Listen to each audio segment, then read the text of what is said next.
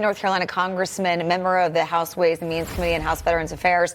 Greg Murphy, great to see you this morning, Congressman. So we know that evacuations are underway in your home state, in your district, significant flooding, high winds, coastal damage, all expected in the coming days. What are you hearing from folks on the ground there, especially in the Outer Banks? That we've been talking a lot about that area this morning.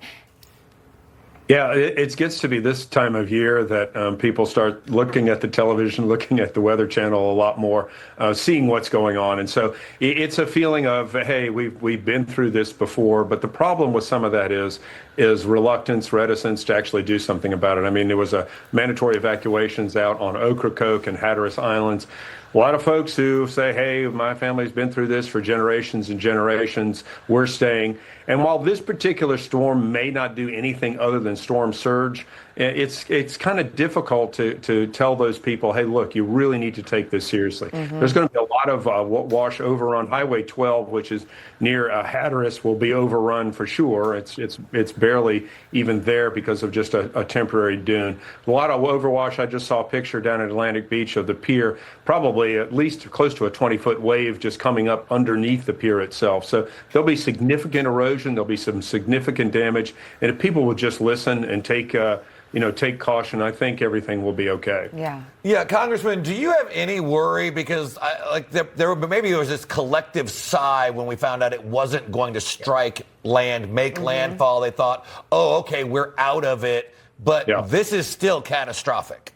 Yeah, sure, it is. And that's one thing. People literally, sit around the television and look where the spaghetti model is going to send it. And then you do get a sigh of relief. You're spot on that it's not going to hit land. But this is a huge storm. It's a huge storm. I think it's close to 400 miles wide. And so a lot of those outer bands still will rip up a lot of the tide. And then it's going to hit, I believe, close to Thursday morning at high tide, which makes it even worse. And so, yeah, this is going to be difficult. A lot of the beach that's on the beach right now is going to be out in the ocean when it's all done. There are going to be a lot of roads that are going to be hampered, and a lot of the low-lying areas. There's a place called Down East out in Carteret County, and there's a town called Sea Level, appropriately, because it's on sea level. And so a lot of that water rushes over. And so this is going to be a big event, hopefully not, with human loss, et cetera, but certainly property and structures will be damaged. Yeah, and it was just last year when Hurricane Helene hit North Carolina as well. I know more than 200 lives lost, $60 billion in damages. Just want to ask you, where do things stand now? 1 year later with the recovery, was everyone that was impacted able to rebuild? Because the images that we saw last year out of your state were just horrific. Yeah, no, this is going to be a long-term project, and I believe it'll really take a decade for Western North Carolina to rebuild, because a lot of these things were private roads that got washed out completely, and just getting access to one of these things is different. Just remember, the difference between the east part of North Carolina and the western part is when we have a big hurricane event, we can park water.